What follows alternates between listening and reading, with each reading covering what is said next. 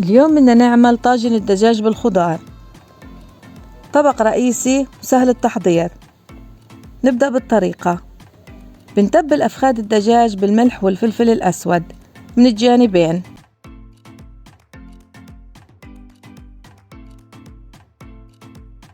في مقلاية واسعة على النار نضع قليل من الزيت النباتي ومكعب من الزبدة.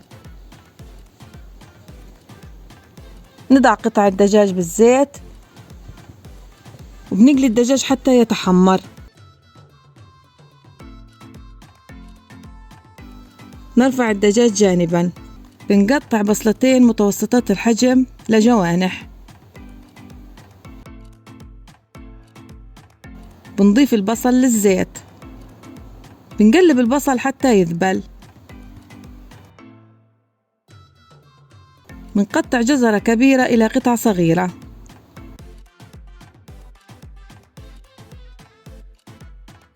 نضيف الجزر إلى البصل ونقلبه.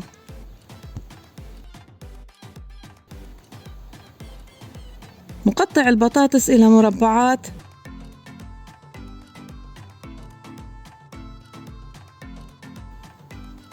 نضيف البطاطا إلى البصل والجزر ونقلبهم.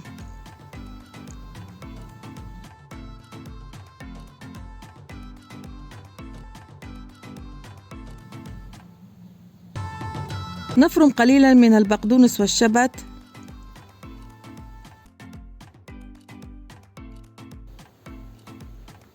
نفرم 5 فصوص من الثوم فرما ناعما.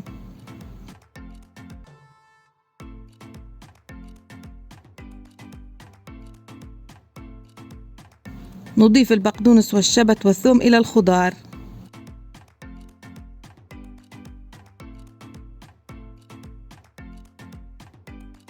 ثم نضيف الملح والفلفل إلى الخضار. في بايركس نضع الخضار. نضيف قطع الدجاج إلى الخضار. نغطي الصينية بورقة زبدة مبللة بالماء.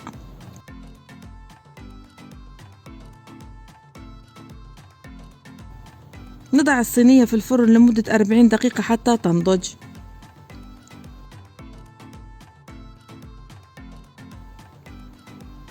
نخرج الطاجن من الفرن وندهن قطع الدجاج بصلصة البابريكو.